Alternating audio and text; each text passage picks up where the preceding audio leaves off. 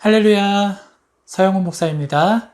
오늘은 시편 84편 1절부터 4절까지의 말씀으로 참된 가치, 참된 행복이라는 제목으로 말씀을 나누려고 합니다. 함께 예배하는 모든 분들이 이 말씀을 통해 하나님께서 허락하시는 큰 은혜 누릴 수 있기를 간절한 마음으로 소망합니다. 인생을 살아가는데 가장 중요한 것은 가치관이라고 할 수 있습니다. 한 사람의 삶의 방향을 결정하는 것도 또한 그의 삶을 만들어가는 것도 가치관이라 할 수 있기 때문입니다. 사람들은 자기 나름대로의 사상과 신념을 가지고 살아갑니다. 올바른 것이 무엇인지 고민하고 이상적인 모습을 꿈꾸면서 살아갑니다. 하지만 그 고민과 꿈이 그 사람의 가치관이라고 할 수는 없습니다. 한 사람의 진짜 가치관은 중요한 인생의 고비에서 확실하게 나타납니다. 그 중요한 인생의 고비에서 결과적으로 선택하는 것이 한 사람의 진정한 가치관이라 할 수 있기 때문입니다. 이것은 그리스도인에게도 마찬가지입니다. 그리스도인들은 보통 신학 훈련과 성경 공부로 자신의 신앙을 세워가고 삶의 방향을 세워갑니다. 하지만 수많은 사람들이 신학 훈련과 성경 공부의 과정을 거치면서도 쉽게 변화되지는 않습니다. 대부분의 사람들은 자신이 가지고 있던 가치관, 특별히 복, 행복이라는 가치관에 맞춰 신앙을 세워갑니다. 신앙생활은 가치관을 변화시키는 일이라고 할 수 있습니다. 이 세상에서 땅의 가치를 찾던 사람들이 하나님 나라를 꿈꾸며 하늘의 가치를 찾는 삶으로 변화되는 일이 바로 신앙생활이기 때문입니다.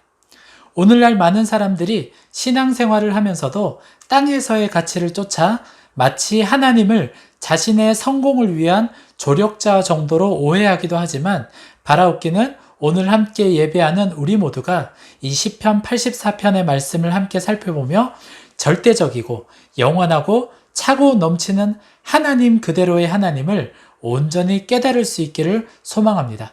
또한 하나님만이 우리의 진정한 가치이며 복임을 마음에 새길 수 있기를 소망합니다. 시편 84편은 고라 자손의 시라고 알려져 있습니다. 저자인 무명 시인은 고라 자손 중에 한 사람으로 성전에서 음악을 담당했던 사람이라고 추측됩니다. 여러 학자들의 견해에 따르면 그는 아마도 다윗이 압살롬을 피해 요단을 건넜을 때 그를 따라간 사람 중에 하나였을 것이라고 합니다. 즉, 이 시편을 쓴 상황은 쉽게 말해서 좋은 상황이 아니었습니다. 자신의 나라, 본토, 본향에서 쫓겨나 원치 않는 유배 생활을 하는 고통 가운데 그러한 상황 가운데 놓여 있는 것입니다. 이 시편의 기자는 이렇게 험난한 인생, 어려운 상황 속에서 이렇게 고백합니다. 1절 말씀입니다. 만군의 여호와여, 주의 장막이 어찌 그리 사랑스러운지요. 시편 기자는 84편의 시작을 주의 장막, 즉 주님이 거하시는 장막에 대한 사랑 표현으로 시작하고 있습니다. 이 말은 성전 건물이 아름답다는 말이 아닙니다. 이어서 나오는 2절 말씀을 보면 왜 이런 고백을 하는지 알 수 있습니다. 2절입니다. 내 영혼이 여호와의 궁정을 사모하며 쇠약하며 내 마음과 육체가 살아계시는 하나님께 부르짖나이다. 아멘. 앞서 말씀드렸다시피 이 시편의 기자는 현재 압살롬의 반역으로 인해 다윗과 함께 예루살렘을 떠나 피신해 있는 상황입니다. 그래서 그는 오랜 시간 동안 성전에 들어가지 못하고 있는 상황인 것입니다.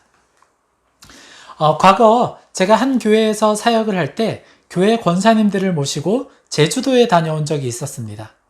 관광을 하기에 환상적인 날씨, 또 좋은 숙소, 또 좋은 음식들을 먹으며 3박 4일간의 시간을 정말로 알차게 보냈습니다.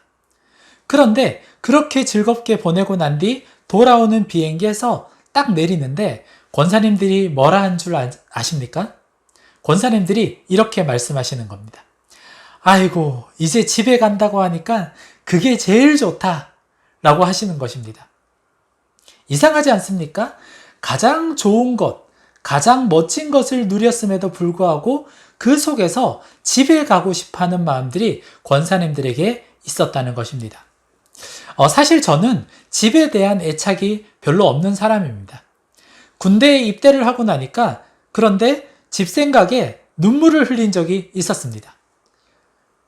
우리 용사들도 그런 적이 혹시 있지 않으십니까? 대부분의 사람들은 얼마간 집을 떠나 있으면 아무리 좋은 곳을 다니고 아무리 맛있는 것을 먹고 다닌다 하더라도 집 생각이 간절히 날 때가 있습니다.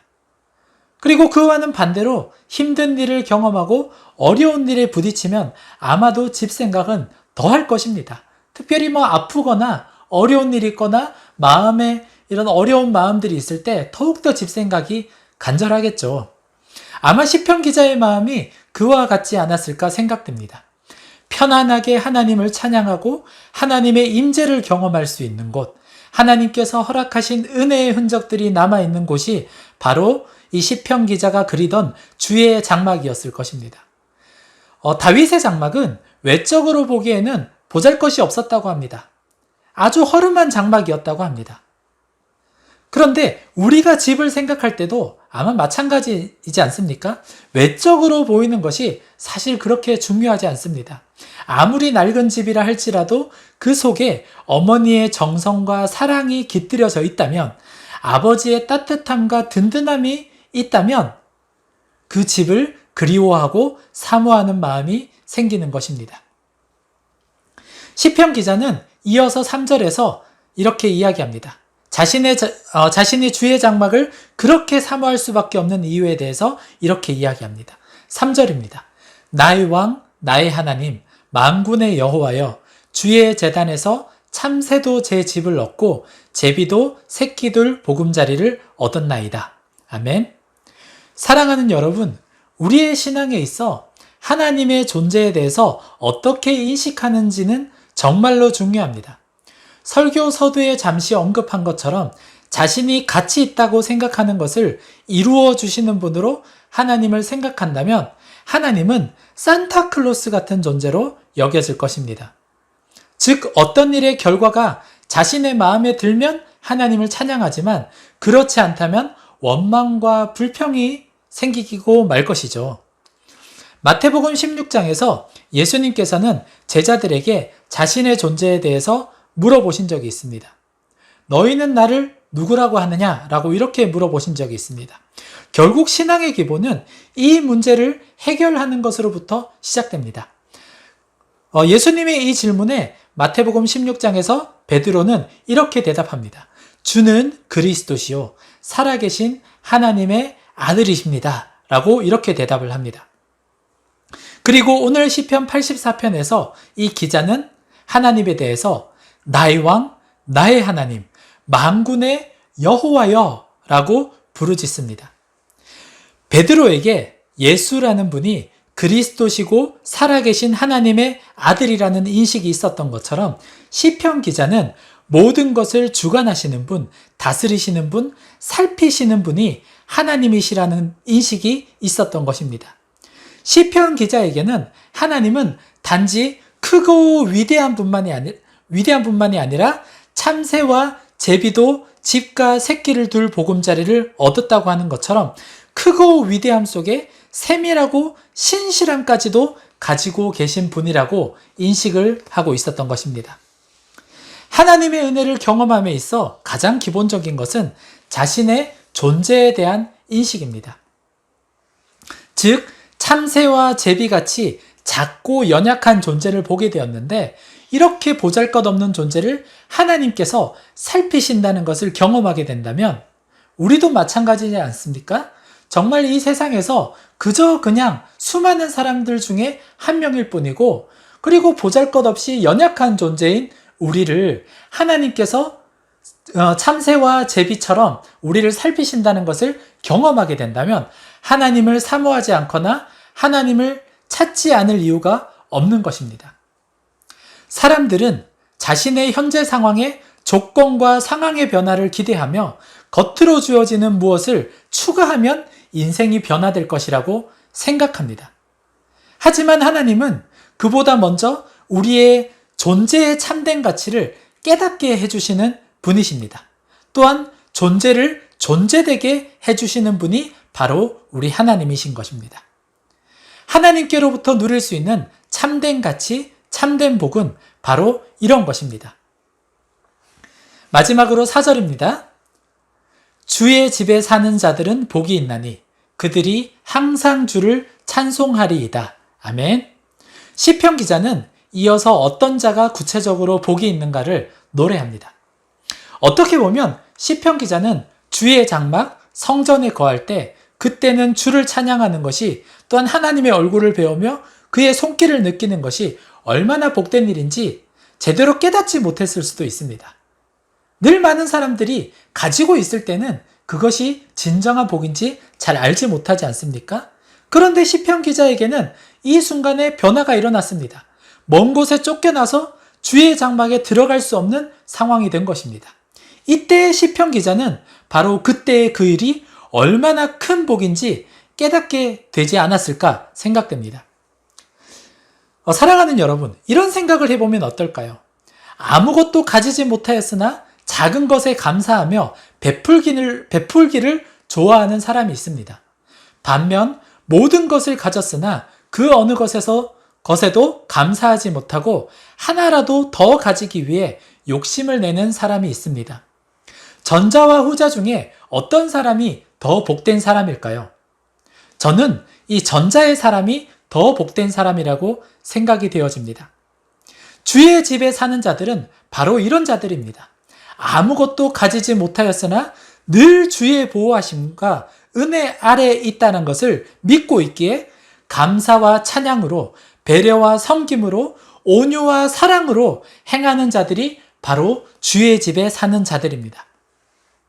사랑하는 여러분, 하나님께서 허락하신 오늘은 우리에게 참된 행복을 경험할 수 있는 최고의 기회입니다.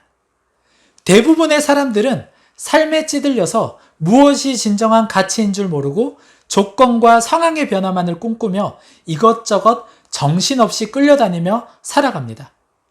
하나님은 그런 우리에게 친히 찾아오셔서 사랑과 평강이라는 이름에 영원히 목마르지 않는 물을 건네십니다.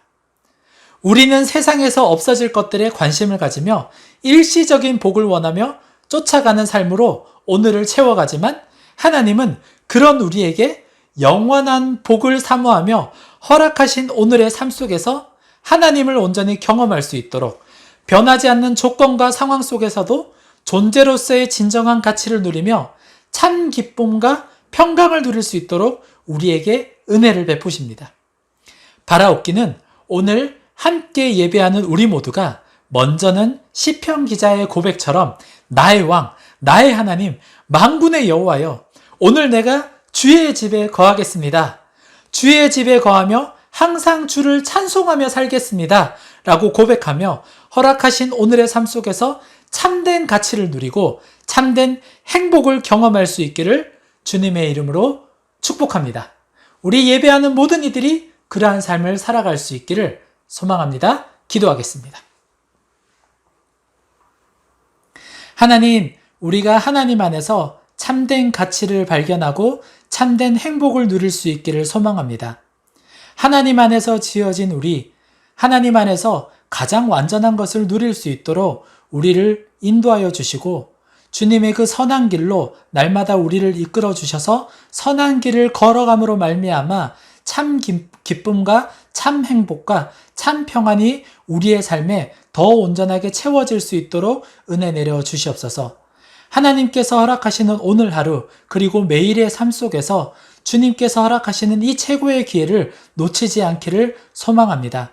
주의 길을 더욱더 따라가게 하여 주시옵시고 주의 집에 거하는 가운데 하나님과 함께 동행함으로 말미암아 날마다 가장 선한 것 그리고 가장 완전한 하나님 나라를 경험하는 우리들 되게 하여 주시옵소서. 오늘도 우리를 믿음으로 붙들어 주셔서 믿음 안에서 참된 복을 누리게 하여 주실 것을 믿고 소망하오며 모든 말씀 예수님의 이름으로 기도드렸습니다. 아멘.